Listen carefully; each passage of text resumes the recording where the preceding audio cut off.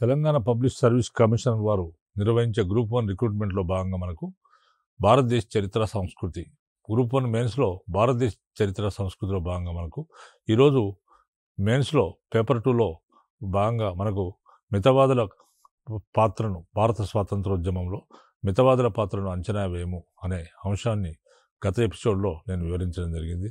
మిగిలిన అంశాలను ఈ ఎపిసోడ్లో వివరించడం జరుగుతుంది. మితవాదులు అనేవారు ఎవరు? భారతదేశానికి స్వాతంత్రం ఉద్యమం ఎందుకు రావాల్సి వచ్చింది? మరి భారతీయులు స్వాతంత్రోద్యమం ఎవరిపైన చేశారు?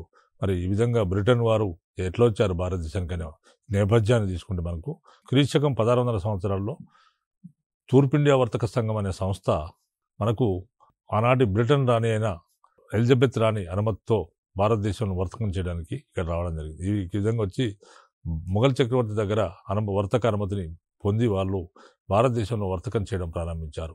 ఆ విధంగా వర్తకం చేయాల్సి ఉన్నప్పుడు ఆ సమయంలో వారికి అంతకుముందే వచ్చిన ఐరోపా కంపెనీలకు వారి తర్వాత వచ్చిన ఐరోపా కంపెనీ వారితో వ్యాపార పోటీ మొదలైంది, వ్యాపార తగాదా మొదలైంది. అలాంటి పరిస్థితుల్లో వీరికంటే ముందే వచ్చిన పోర్చుగీస్ వారు, తర్వాత డచ్ వారు, డెన్లు, తర్వాత అదేవిధంగా వీరి తర్వాత వచ్చిన ఫ్రెంచ్ వారితో వీరికి వ్యాపార పోటీ ఏర్పడింది. ఈ విధంగా వీరి మధ్య ఘర్షణ జరిగి చివరికి బ్రిటిష్ వారు వీరందరినీ కూడా జయించడం జరిగింది. జయించి బ్రిటిష్ వారు భారతదేశ వ్యాప్తంగా కూడా తమ వర్తక వ్యాపారాన్ని విస్తరింపజేసి భారతదేశంలో ఉన్న స్వదేశీ రాజుల బలహీనతను ఆసరాగా తీసుకున్నారు. స్వదేశీ రాజుల బలహీనతను ఆసరాగా తీసుకొని తర్వాత స్వదేశీ రాజుల అనైక్యతను ఆసరాగా తీసుకొని వారిలో ఉన్న పరస్పర ఆధిక్య పోరాటాలను ఆసరాగా తీసుకొని వారి అంతరంగిక విషయాల్లో జోక్యం చేసుకొని క్రమక్రమంగా మొత్తం భారతదేశాన్ని వీరి విధంగా ఆక్రమించడం జరిగింది. అంటే ఈ విధంగా భారతదేశాన్ని తమ ఏర్పాటు చేసుకున్న సైన్యంతో వారు ఆక్రమించారు. అంటే వారి రకరకాల సైన్యాన్ని ఏర్పాటు చేసుకున్నారు ఆనాటికి. ఎందుకంటే ఆర్థికంగా బాగా సంపాదించుకున్న డబ్బులు కాబట్టి వారు సొంతంగా సైన్యాన్ని ఏర్పాటు చేసుకోవడం జరిగింది. ఆ విధంగా వాళ్ళు సైన్యాన్ని ఏర్పాటు చేసుకొని తర్వాత స్వదేశీ రాజులతో రకరకాల యుద్ధాలు చేశారు. అలాంటి యుద్ధాలు ఏంటంటే కర్ణాటక, మైసూరు యుద్ధాలు చేసి దక్షిణ భారతదేశాన్ని ఆక్రమించుకున్నారు. అదేవిధంగా మనకు బెంగాల్ యుద్ధాలు, మనకు ముఖ్యంగా ప్లాసీ, బక్సార్ యుద్ధాలు చేసి బీహార్, బెంగాల్, ఒరిస్సాలను ఆక్రమించుకుంటే మరాఠా యుద్ధాలు చేసి మహారాష్ట్రను ఆక్రమించుకున్నారు. తర్వాత సిక్కు యుద్ధాలు చేసి ఉత్తర భారతదేశాన్ని మొత్తాన్ని ఆక్రమించుకున్నారు. చివరికి మొఘల్ చక్రవర్తికి భరణం ఇచ్చి ఆయన రాజ్యాన్ని మొత్తాన్ని కూడా తమ ఆధీనంలోకి తెచ్చుకొని మొఘల్ చక్రవర్తికి పెన్షన్ ఇవ్వడం జరిగింది.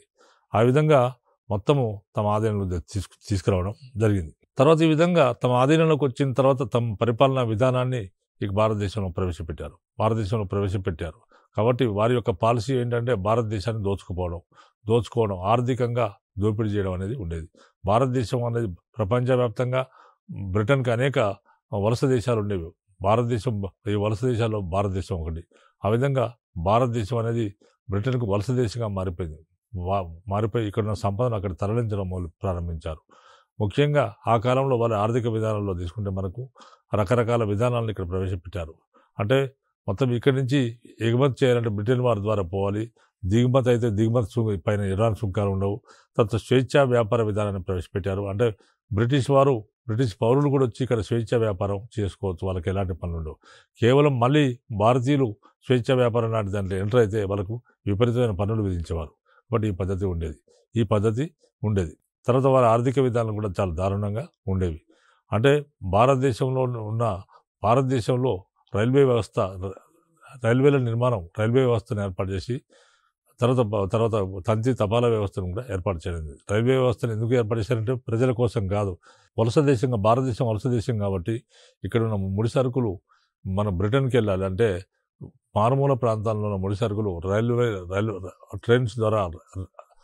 వ్యవస్థ ట్రైన్స్ ద్వారా వాళ్ళు ఇక్కడ ఉన్న ముడి సరుకులను తీసుకుపోయి ఆ మారుమూల ప్రాంతాల్లో ముడి సరుకులను రేవు ప్రాంతాలకు తెచ్చేవారు. రేవు ప్రాంతాల నుంచి అవి విదేశాలకు వెళ్ళేవి, అంటే బ్రిటన్కి వెళ్ళేవి. ఈ విధంగా పారిశ్రామిక విప్లవం వల్ల 18వ శతాబ్దంలో వచ్చిన పారిశ్రామిక విప్లవం వల్ల అనేక నూతన యంత్రాలు కనుగొనబడ్డాయి.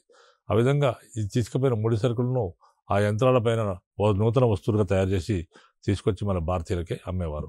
ఇలాంటి పద్ధతి ఉండేది. ఈ విధంగా వచ్చినప్పుడు వారి ఉత్పత్తుల పోటీకి యంత్రాలపైన తయారు చేయబడ్డ వస్తువుల పోటీకి ఇక్కడున్న లోకల్ వస్తువులు తట్టుకోలేకపోయాయి. అంటే లోకల్ వస్తువులు ఇవి నాణ్యమైన వస్తువులు, కాకపోతే మెరుపు అవి బ్రిటన్ వారు తయారు చేసిన ఉత్పత్తులు చాలా అట్రాక్టివ్గా ఉండేవి, కాస్ట్లీ కావు, చాలా తక్కువ రేటు కాబట్టి ఇక్కడ ప్రజలు కొనేవారు. ఫలితంగా ఏమైందంటే ఇక్కడున్న భారతీయ పరిశ్రమలు కానీ, కుటీర పరిశ్రమలు కానీ, ఆ హస్తకళలు కానీ మొత్తం కూడా నాశనం అయిపోయి వాళ్ళ వృత్తులు కోల్పోయి ప్రజలు ఏం చేయాలో తెలియక అనేక వృత్తులు కోల్పోయిన వాళ్ళందరూ కూడా పరిశ్రమల్లోకి పనిచేయడానికి, వ్యవసాయ రంగంలో పనిచేయడానికి వెళ్ళారు. ఈ విధంగా వ్యవసాయ రంగంలో పనిచేయడానికి వెళ్ళారు.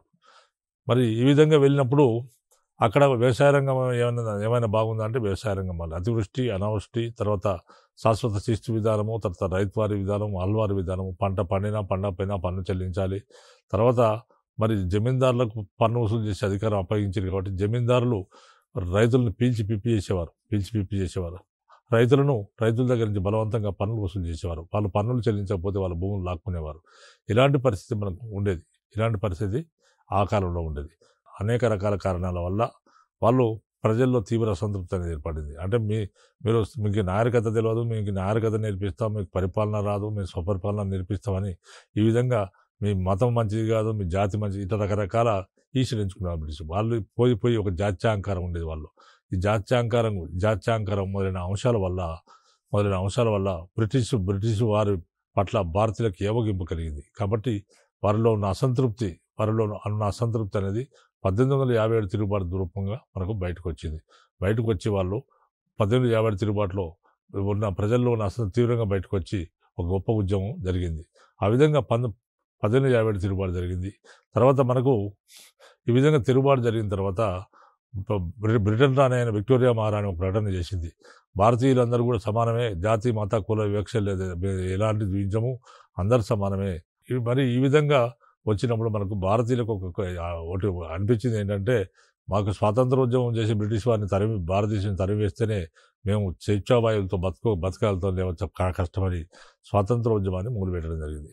ఈ విధంగా స్వాతంత్రోద్యమాన్ని మొదలుపెట్టినప్పుడు మన ఏవోషూమ్ అనే బ్రిటిష్ ICS అధికారి భారతీయులకు బ్రిటిష్ వారికి మధ్య సయోధ్య కుదుర్చాలని చెప్పేసి 1885 సంవత్సరంలో భారత జాతీయ కాంగ్రెస్ అనే సంస్థను స్థాపించారు. భారత జాతీయ కాంగ్రెస్ సంస్థ సభలు దేశంలోని ఒక్కొక్క ప్రాంతంలో జరుగుతుండేవి. ప్రతి సంవత్సరం భారత జాతీయ కాంగ్రెస్ సభలు జరిగేవి. దానికి బ్రిటిష్ అధికారులు హాజరయ్యేవారు. తర్వాత మిగతావాదులు వీళ్ళ దేశవ్యాప్తంగా ఉన్న నాయకులు కూడా హాజరయ్యేవారు. ఈ విధంగా వీళ్ళు హాజరైనప్పుడు వీళ్ళు హాజరవుతుండేవారు. ఆ విధంగా హాజరైనప్పుడు అక్కడ ఉన్న వాళ్ళ సమస్యలన్నీ కూడా బ్రిటిష్ వారికి మెమరాండమ్స్ రూపంలో ఇచ్చేవారు. బ్రిటిష్ వారికి మెమరాండం రూపంలో ఇచ్చేవారు. ఆ విధంగా బ్రిటిష్ వారు కొన్ని పరిష్కరించేవారు కాదు. అయితే ఆనాటి మితవాద నాయకులకు ప్రభుత్వంపై చాలా గొప్ప నమ్మకం ఉన్నది. అంటే బ్రిటిష్ వారు భారతదేశాన్ని ఐక్యం చేశారు. అంటే ముక్కలుగా ఉన్న భారతదేశాన్ని బ్రిటిష్ వారు ఐక్యం చేశారు. కాబట్టి బ్రిటిష్ వారు చాలా మంచివారు. కాబట్టి వాళ్ళ ఉదారవాద భావాలపైన తమ నమ్మకం ఉందని చెప్పేసి వీళ్ళు భావించారు. బ్రిటిష్ వారికి కూడా వీరి మీద చాలా సానుభూతి ఉండేది. కాబట్టి బ్రిటిష్ వారు కొన్ని చేస్తూ ఉండేవారు. దీన్ని ఏమంటారంటే మనం మితవాద యుగం అని అంటారు. ఈ మితవాద యుగంలో మనకు వివిధ అంశాలు, మితవాదులపైన ప్రభావం చూపించిన అంశాల గురించి మనం ఇప్పుడు నేర్చుకుంటున్నాం. బ్రిటిష్ వారితో సంబంధం, మనకు ఉదారవాద నాయకులకు బ్రిటిష్ వారితో భారతదేశానికి తప్పక సంబంధం ఉండాలనే ప్రగాఢ విశ్వాసం ఉండేది. ఉదారవాద నాయకులకు బ్రిటిష్ వారితో భారతదేశానికి తప్పక సంబంధం ఉండాలి అనే ప్రగాఢ విశ్వాసం ఉండేది. బ్రిటిష్ వారు భారతదేశాన్ని వదిలివేయాల్సి వస్తే వారు ఏడనంటే ఇంగ్లాండ్కు పోయేటప్పటికి మరలా వారిని వెనుకకు పిలుచుకురావాల్సి వస్తుందని గోపాలకృష్ణ గోఖలే వంటి వారు పేర్కొన్నారు. బ్రిటన్ వారికి భారతీయులకు మితవాద నాయకులకు బ్రిటన్ వారంటే చాలా గొప్ప గౌరవం ఉండేది. భారతదేశంలో ఇంగ్లాండ్ అత్యంత శ్లాఘనీయమైన కృషి చేస్తుందని, భారత సమాజంలో ఉన్న చెడుగులను అది పాశ్చాత్య వ్యవస్థల ద్వారా క్షాళన చేస్తుందని వారు నమ్మారు. ఇంగ్లాండ్ భారతదేశానికి పాశ్చాత్య భావజాలాన్ని పరిచయం చేసింది. తర్వాత నాగరిక జీవనాన్ని రుచి చూపించింది. అంటే ఇంగ్లాండ్ మనకి ఏం చేసింది, వీళ్ళకి ఏం మేలు చేసిందో వీళ్ళు చెప్తున్నారనమాట. ఏం మేలు చేసింది భారతదేశం, ఇంగ్లాండ్ అత్యంత శ్లాఘనీయమైన చేసిందని, భారత సమాజంలో ఉన్న చెడుగులను అది పాశ్చాత్య వ్యవస్థల ద్వారా క్షాళన చేస్తున్నదని వారు మితవాదులు ఎవరైతే ఉన్నారో వాళ్ళు నమ్మడం జరిగింది. ఇంగ్లాండ్ భారతదేశానికి పాశ్చాత్య భావజాలను పరిచయం చేసింది. మరి భారతదేశం బాగా వెనుకబడి ఉండేది. దానికి పాశ్చాత్య భావజాలను ఎవరు పరిచయం చేశారంటే బ్రిటన్, ఇంగ్లాండ్ పరిచయం చేసింది. తర్వాత నాగరిక జీవనాన్ని రుచి చూపించిందని వీరు నమ్మడం జరిగింది. ముక్కలు చెక్కలుగా అనేక సముదాయాలుగా ఉన్న దేశాన్ని ఒకటిగా చేసింది బ్రిటిష్ వాళ్ళు. ముక్కలు చెక్కలుగా అంటే భారతదేశం అని కొన్ని వందల రాజ్యాలు, కొన్ని వేల రాజ్యాలు భారతదేశంలో ఉండే. చిన్న చిన్న రాజ్యాలుగా విడిపోయిపోయింది. అలాంటి భారతదేశాన్ని ముక్కలు ముక్కలుగా ఉన్న భారతదేశాన్ని, అనేక సముదాయాలుగా ఉన్న భారతదేశాన్ని ఒకటి చేసింది ఎవరంటే బ్రిటిష్ వారు అని వీరు నమ్మారు. భారతీయులలో స్వతంత్ర భారతదేశ ఐక్యత సాధించింది ఎవరంటే బ్రిటిష్ వారు. భారతీయులలో స్వతంత్ర వ్యవస్థ పట్ల కోరిక కలగడానికి బ్రిటిష్ వారే కారణమని, భారతీయులలో స్వతంత్రంగా ఉండాలి, స్వతంత్ర వ్యవస్థను ఏర్పాటు చేయాలనే కోరిక కలగడానికి బ్రిటిష్ వారే కారణమని మితవాద నాయకులు బలంగా నమ్మడం జరిగింది. భారతదేశ సౌభాగ్యము ఇంగ్లాండ్తో ముడిపడి ఉంది. భారతదేశం యొక్క అభివృద్ధి అనేది ఇంగ్లాండ్తో ముడిపడి ఉందని వీళ్ళు నమ్మడం జరిగింది. ఈ రెండు దేశాల మధ్య సంబంధం మొత్తం ప్రపంచానికి ఒక వరం వంటిదని ఫిరోజ్ షా మెహతా ప్రకటించాడు. ఆనాటి మరొక మితవాద నాయకుడు అయిన ఫిరోజ్ షా మెహతా ఏం చెప్పాడంటే, ఈ రెండు భారతదేశానికి బ్రిటన్ దేశాల మధ్య సంబంధం అనేది మొత్తం ప్రపంచానికే ఒక వరం వంటిదని ఆనాటి ఫిరోజ్ షా మెహతా ప్రకటించడం జరిగింది. ఒక గొప్ప సామ్రాజ్యంలో దాని రాజ్యాంగ రక్షణలో ఉండడానికి మితవాద నాయకులు ఎంతో గర్వపడ్డారు. ఒక గొప్ప సామ్రాజ్యంలో బ్రిటన్ అనేది ఒక గొప్ప సామ్రాజ్యం, అంటే రవి అస్తమించిన బ్రిటిష్ సామ్రాజ్యం అంటారు. అంటే మనకు వాళ్ళ రాజ్యం ప్రపంచవ్యాప్తంగా వారి రాజ్యం ఉంది కాబట్టి, వాళ్ళ వలస దేశాలు ఉన్నాయి కాబట్టి, సూర్యుడు అనేవాడు ఒక దగ్గర ఉదయిస్తే ఒక దగ్గర మళ్ళీ ఉదయిస్తే ఒక దగ్గర మళ్ళీ రేజుకు వస్తాడు, అంటే మనం పొడుస్తాడు. కాబట్టి ప్రపంచవ్యాప్తంగా అరబీ అస్తమించిన బ్రిటిష్ సామ్రాజ్యం అంటే ప్రపంచవ్యాప్తంగా వారి వలస సామ్రాజ్యం ఉన్నది. కాబట్టి దాని రాజ్యాంగం ఒక గొప్ప సామ్రాజ్యంలో దాని రాజ్యాంగ రక్షణలో ఉండడానికి మితవాదులు ఎంతో గర్వపడ్డారు. మే విధంగా వీరి పరిపాలనలో ఉండడం చాలా గొప్ప విషయం అని వాళ్ళు గర్వపడడం జరిగింది. వారు బ్రిటన్తో శాశ్వత సంబంధం ఉండాలని కోరుకున్నారు. ఈ విధంగా వాళ్ళు ఎంతకాలమైనా బ్రిటన్తో శాశ్వత సంబంధం ఉండాలని వారు మితవాదులు కోరుకోవడం జరిగింది. కాబట్టి కొందరు విమర్శకులు స్వాతంత్రోద్యమ దశగా దీన్ని పరిగణించరు. తర్వాత రాజ్యాంగబద్ధమైన పద్ధతులు తొలి దశలో కాంగ్రెస్ వారు తమ కోరికల సాధనకు చట్టబద్ధమైన పద్ధతులను అనుసరించారు. తొలి దశ అంటే మొట్టమొదటి దశలో కాంగ్రెస్ వారు తమ కోరికల సాధనకు చట్టబద్ధమైన పద్ధతులను అనుసరించారు. అంటే ప్రశాంతమైన వాతావరణంలో వారు మెమరాండంలు మాత్రమే ఇచ్చారు. మెమరాండమ్స్ను బ్రిటిష్ వారికి ఇవ్వడం జరిగింది. మెమరాండమ్స్ మాత్రమే బ్రిటిష్ వారికి ఇచ్చారు.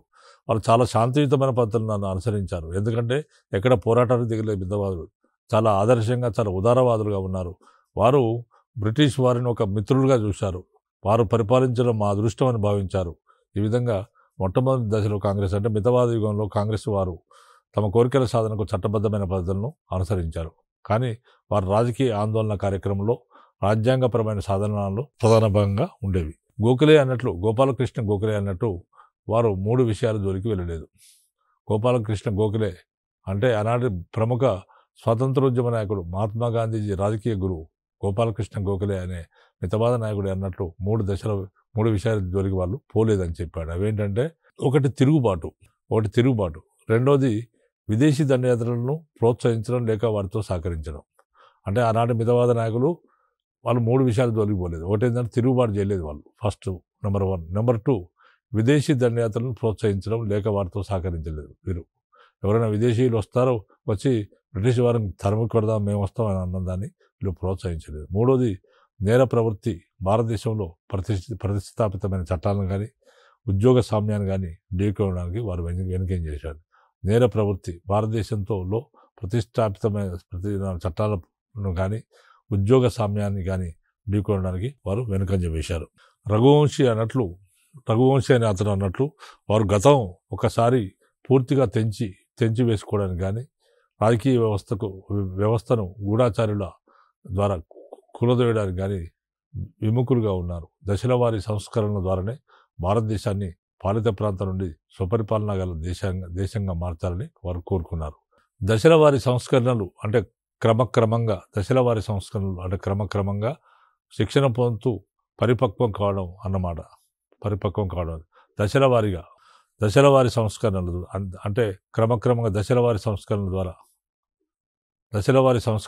అంటే సంస్కరణలు అనేవి ఒకసారి రావు, రాత్రి రావు. కాబట్టి దశల వారీగా మెల్లమెల్లగా సంస్కరణలు వస్తాయి. ఈ సంస్కరణ అంటే క్రమక్రమంగా శిక్షణ పొందుతూ పరిపక్వం కావడం అన్నమాట. తర్వాత మితవాద నాయకుల దృష్టిలో హింసాయుత చర్యలు ఉన్మాదానికి హింసాయుత చర్యలు ఉన్మాదానికి చిహ్నాలు. భౌతిక హింసాయుత శక్తుల కంటే నైతిక శక్తికి వారు ఎక్కువ ప్రాధాన్యం ఇచ్చారు. మితవాదుల దృష్టిలో వాళ్ళు ఉదారవాదులు, మితవాదుల దృష్టిలో ఏంటంటే తర్వాత ఎవరైతే హింస చేస్తారో వాళ్ళు ఉన్మాదులు అన్నారు. హింసాయుత చర్యలు అనేవి ఉన్మాదానికి గుర్తులు, దానికి చిహ్నాలని వాళ్ళు చెప్పడం జరిగింది.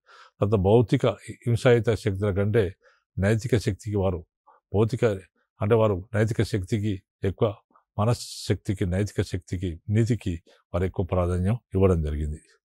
బ్రిటిష్ వారిపై నైతికమైన ఒత్తిడి తెచ్చి కార్యమును సాధించుకోవడంలో మితవాదులకు అపారమైన విశ్వాసం ఉండేది. అంటే బ్రిటిష్ వారిపైన నిజంగా నీతివంతమైన ఒక ఒత్తిడి తీసుకురావాలి, ఒక పద్ధతి నీతివంతమైన ఒత్తిడి తీసుకురావాలి. ఒత్తిడి తెచ్చి దాన్ని మనకి ఏం కావాలో మన పని నెరవేర్చుకోవాలంటే పాలకులైన బ్రిటిష్ వారిపైన ఒత్తిడి తీసుకురావాలి. నైతికమైన ఒక నీతివంతమైన ఒత్తిడి తీసుకొచ్చి మన పనిని మనం చేసుకోవడం మంచిదని వాళ్ళకు గొప్ప నమ్మకం ఉండేది. వాళ్ళపైన వాళ్ళకి అలాంటి నమ్మకం ఉండేది. అంత పెద్ద బ్రిటిష్ సామ్రాజ్య సౌధాన్ని ఏవో కొన్ని రాళ్ళు వేసి పడగొట్టలేమనే భ్రమ వారికి లేదు. అంటే వారికి ఏదో కొన్ని రాళ్ళు విసిరేస్తే కొంత హింస ప్రయోగిస్తే ఈ గొప్ప బ్రిటన్ రాజ్యము ఏదో ఇక్కడ స్వాతంత్రం ఇస్తున్న నమ్మకం వారికి కలగలేదు. భ్రమలు లేరు, వాళ్ళు లేరు. వారి హక్కులకు బదులు సంస్కరణలు, సదుపాయాలు మాత్రమే కోరుకున్నారు. వారు హక్కులకు బదులు సంస్కరణలు, సదుపాయాలు మాత్రమే కోరుకున్నారు.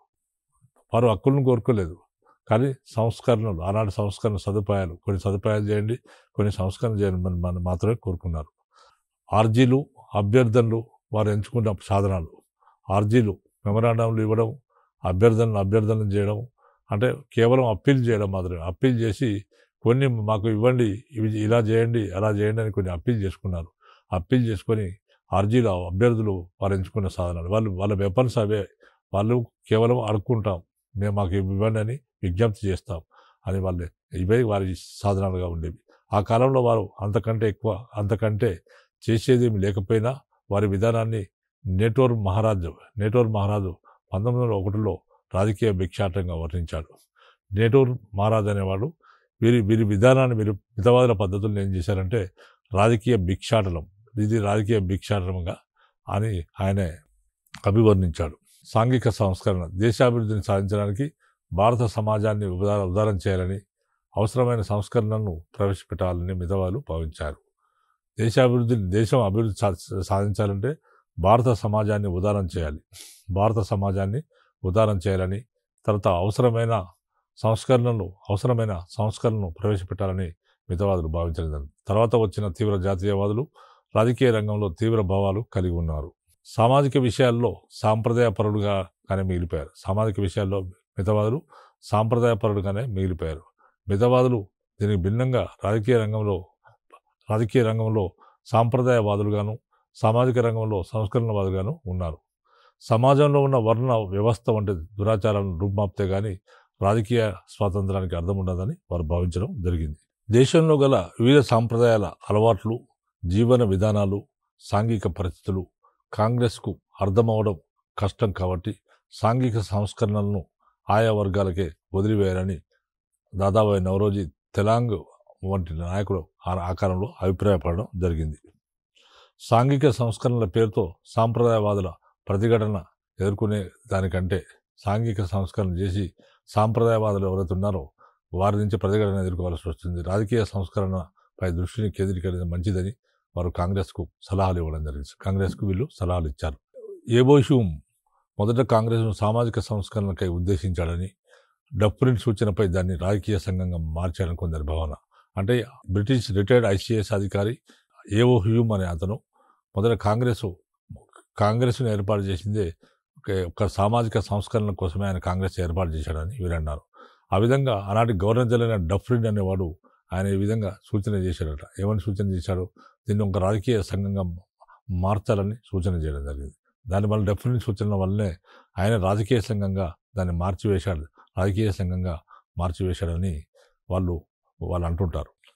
వాయువ్య రాష్ట్రాల గవర్నర్ సర్ అక్లాండ్ కొల్విన్, వాయువ్య రాష్ట్రాల governor, north western frontier governor, వాయువ్య రాష్ట్రాల గవర్నర్ సర్ అక్లాండ్ కొల్విన్ హ్యూమ్కు రాసిన లేఖల్లో ఆయన ఏం చెప్పాడంటే సాంఘిక సంస్కరణల గురించి ఆయన పేర్కొనడం జరిగింది.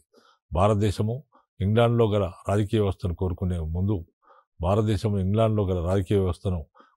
ముందు భారత సమాజం కూడా బ్రిటిష్ సమాజం వల్ల సంస్కరించబడి సమానత్వం కలిగి ఉండాలని, లేనట్లయితే ప్రాచీన భారత సమాజంలో ఆంగ్ల రాజకీయ వ్యవస్థను నెలకొల్పడం సాధ్యం కాదని చెప్పాడు. అంటే వాయువ్య రాష్ట్రాల గవర్నరు అనే ఆనాడు బ్రిటిష్ వాడైన వాయువ్య రాష్ట్రాల గవర్నర్ ఎవరంటే సర్ అక్లాండ్ కొలివిన్ అనేవాడు హ్యూమ్ భారత జాతీయ కాంగ్రెస్ సంస్థను ఏర్పాటు చేసిన హ్యూమ్కు ఒక లెటర్ రాశాడు. ఆ లెటర్లో ఏం చెప్పాడంటే సాంఘిక సంస్కరణల గురించి ఆయన పేర్కొనడం జరిగింది. ఆ విధంగా పేర్కొంటూ ఆయన ఏం చెప్పాడంటే భారతదేశం బ్రిటన్తో సమానంగా ఉండాలని చూడొద్దు. ఎందుకంటే భారతదేశము ఇంగ్లాండ్లో గల రాజకీయ వ్యవస్థను కోరుకుంటుంది. అంటే ఇంగ్లాండ్లో ఎలాంటి రాజకీయ వ్యవస్థ ఉంది? ప్రజాస్వామ్య వ్యవస్థ ఇంగ్లాండ్లో ఉంది. అలాంటి రాజకీయ వ్యవస్థను భారతదేశం కోరుకుంటుంది. ఈ విధంగా కోరుకునే ముందు బ్రిటిష్ సమాజం ఏ విధంగా ఉందో చూడండి.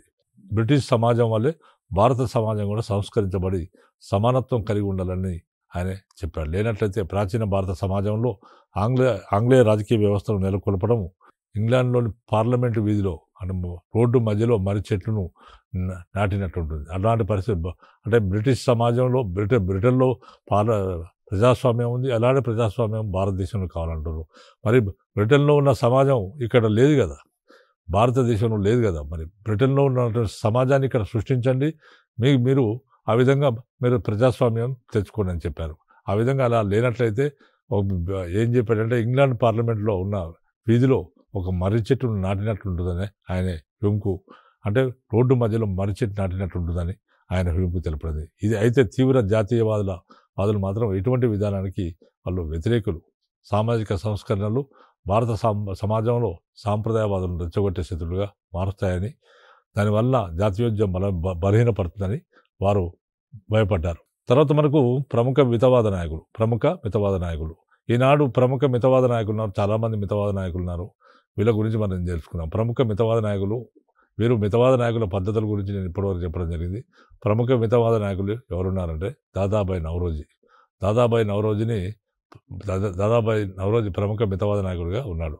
1825 నుంచి 1917 మధ్య దాదాబాయి నౌరోజీ ఉండేవారు. ఆయనను భారతదేశ గురు వృద్ధుడుగా కీర్తించబడిన దాదాబాయి నౌరోజీ జాతీయ పితామహులలో ఒకరు. భారతదేశ గురు వృద్ధునిగా కీర్తింపబడ్డ దాదాబాయి నౌరోజీ అంటే grand old man of India Dadabhai Naoroji. ఈ విధంగా భారతదేశ గురు వృద్ధుడిగా కీర్తించబడ్డ దాదాబాయి నౌరోజీ జాతీయ పితామహుల్లో ఒకరు. అంటే 1853లో కొందరి సహకారంతో ఆయన బాంబే అసోసియేషన్ను, 1860లో ఇంగ్లాండ్లో ఈస్ట్ ఇండియా అసోసియేషన్ స్థాపించాడు. దాదాబాయి నౌరోజీ 1853లో కొంతమంది వ్యక్తుల సహకారంతో ఆయన బాంబే అసోసియేషన్ అనే సంస్థను స్థాపించాడు.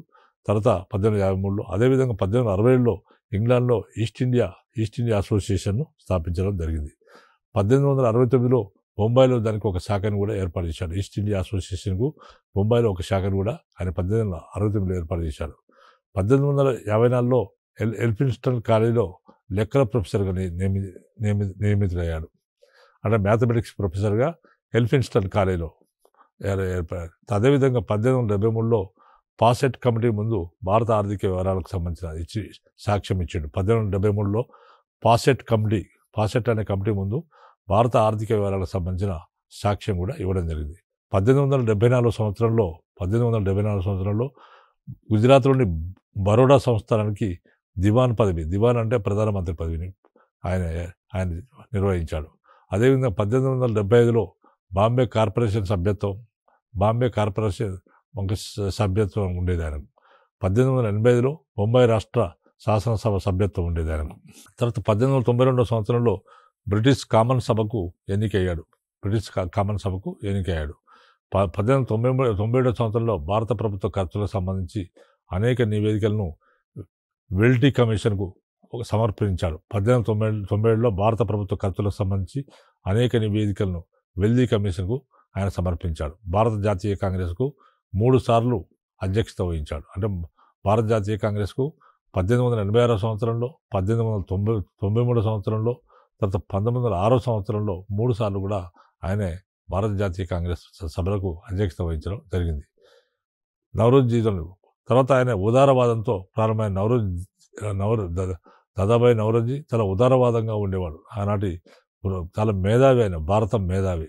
ఆయన సంపద స్రావ సిద్ధాంతాన్ని ప్రతిపాదించాడు. అంటే డ్రైన్ థియరీ ఆయన డ్రైన్ థియరీ రచించాడు. డ్రైన్ థియరీ రచించి సంపద ఈ విధంగా, భారతీయ సంపద బ్రిటన్కు ఏ విధంగా తరలిపోతుందో ప్రూవ్ చేయడం జరిగింది. ఆయన డ్రైన్ థియరీ అనే బుక్లో భారతదేశ సంపద మొత్తం కూడా ఇక్కడి నుంచి తరలిపోతుంది బ్రిటన్కు. భారతదేశ సంపదతో పాటు సంపదతో పాటు భారతదేశ తెలివి కూడా ఇక్కడి నుంచి అక్కడ బ్రిటన్కు తరలిపోతుందని ఆయన తన సంపద స్రావ సిద్ధాంతంలో పేర్కొనడం జరిగింది.